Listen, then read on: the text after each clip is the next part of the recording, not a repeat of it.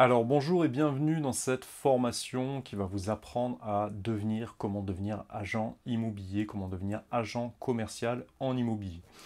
Alors tout d'abord, félicitations, bravo d'être passé à l'initiative, bravo d'avoir fait le choix de vous orienter, de t'orienter vers cette superbe profession.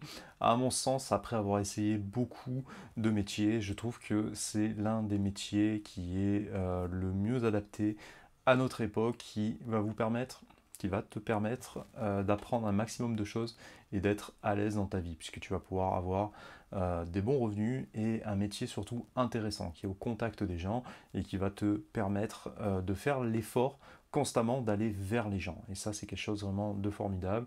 Et c'est un métier sur lequel on peut vraiment compter dans le sens où il est fait constamment de nouvelles opportunités. Ça va te permettre de te mettre dans un mood, d'être dans une situation qui va te permettre de saisir des opportunités.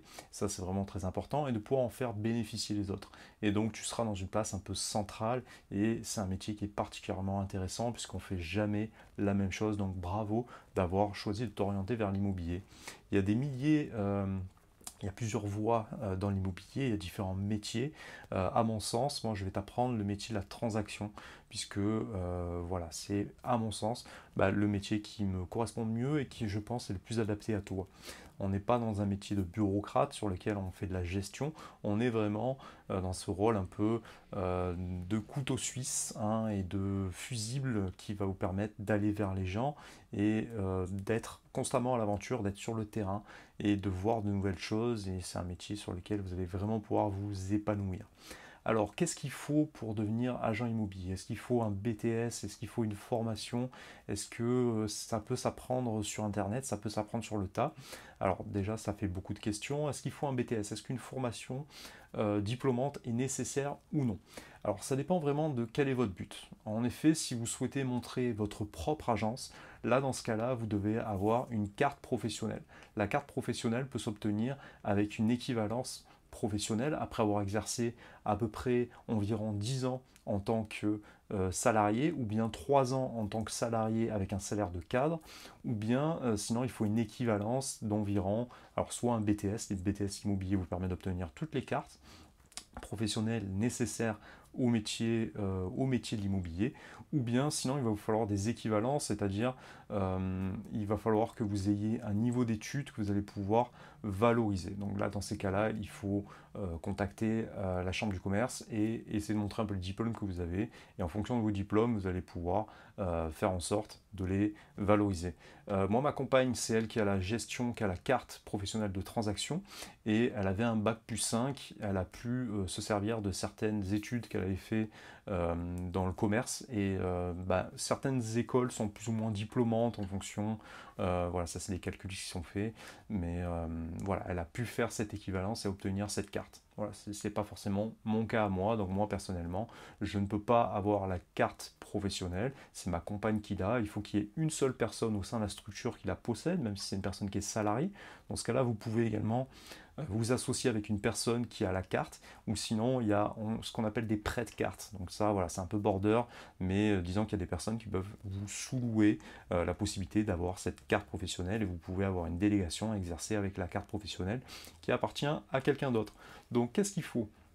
Je pense pour réussir dans l'immobilier, déjà il faut l'expérience. Et c'est ce que je vais vous enseigner, ce que je vais t'enseigner au sein de ces vidéos, de ces formations. Moi je vais transmettre vraiment toute mon expérience. Hein, ça fait un peu plus de 10 ans que je suis dans l'immobilier, ma compagne également. On a à peu près, on va dire, un peu plus de 20 ans d'expérience cumulée à nous deux. Je fais pas mal d'achats-reventes, je fais pas mal de choses dans l'immobilier, également de la rénovation. Donc on a une expérience qui est assez large et c'est ça que je souhaite t'enseigner.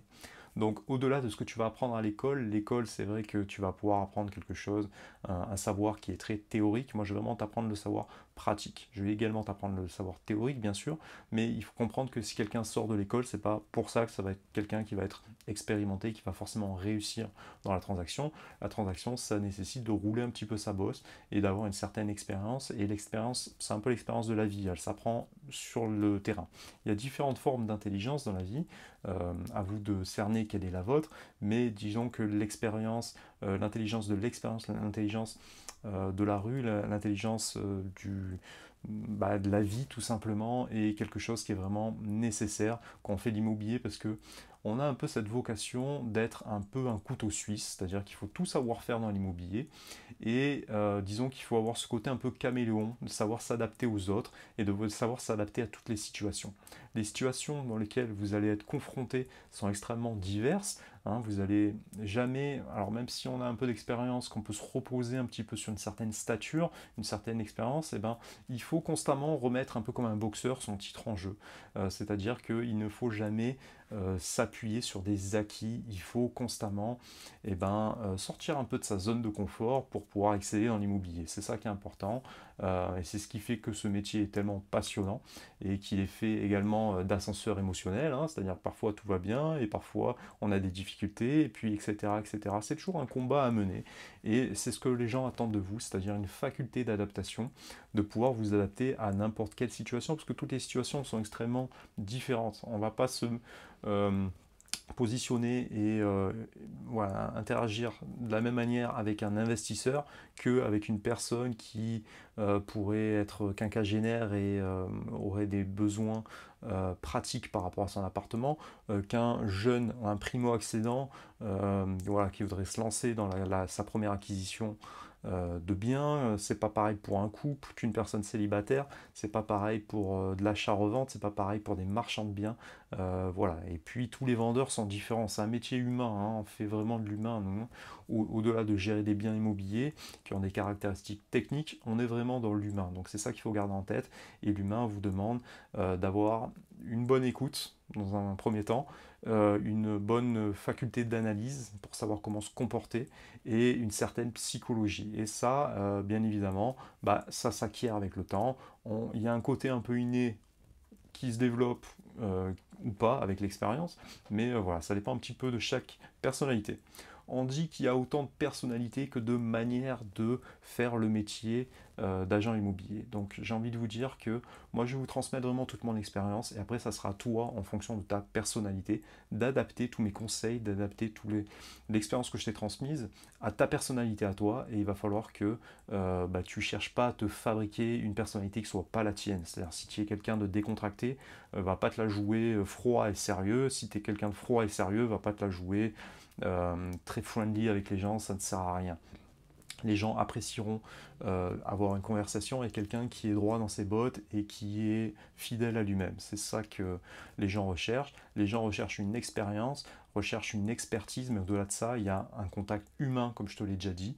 Et les gens choisissent leur agent immobilier, hein. Si les gens choisissent de payer 5% du prix d'un bien immobilier, sur un bien à 400 000 euros, voilà, ça peut être, voilà, parfois il y a 30-40 000 euros de commission, parfois plus, c'est pas pour rien, hein. Si les gens acceptent de payer ce prix, maintenant, en France, les vendeurs peuvent faire le métier directement, ils n'ont pas forcément besoin de vous, ils ont accès à tous les portails en même temps, ils peuvent contacter un photographe, maintenant tout le monde sait faire des photos. Bon voilà, c'est pas un métier qui est extrêmement complexe en soi, bien évidemment il vaut mieux passer par un professionnel, c'est comme tout, hein, on ne s'improvise pas garagiste ou plombier, c'est pareil pour la même chose pour un agent immobilier, mais ce n'est pas impossible non plus, et c'est un métier qui est relativement accessible. Donc si les gens choisissent de payer une somme qui est assez conséquente, c'est déjà parce qu'ils font confiance en professionnel qui est capable de vendre le bien mieux que ce que eux-mêmes seraient capables de faire, mais de deux, c'est que ils ont validé cette personne-là, ils vous font confiance à vous pour ce que vous êtes. Donc il est important de garder ce contact humain, ce côté humain. On n'est pas là pour, voilà, on n'est pas des traders, on n'est pas là dans la spéculation. On est là pour écouter, comprendre les gens, les accompagner et être le relais et faire les efforts que eux ne sont pas forcément capables de faire. Donc je vais t'apprendre tout ça au sein de ces vidéos et tu vas voir que c'est un métier qui est vraiment passionnant, dans lequel tu vas vraiment t'épanouir. Tu peux également cumuler ce métier avec d'autres métiers si tu le souhaites. Si tu veux avoir plusieurs activités, être un peu différentes cordes à ton arc, c'est également possible et c'est dans ce côté-là que ce métier est passionnant puisqu'il vous permet d'avoir une bonne, une bonne attitude qui vous permettre également de, pourquoi pas, développer d'autres choses chez vous, hein. Voilà, c'est tout à fait conciliable avec d'autres secteurs d'activité. Donc, je te laisse digérer un petit peu toutes ces informations et je te reprends pour la prochaine vidéo.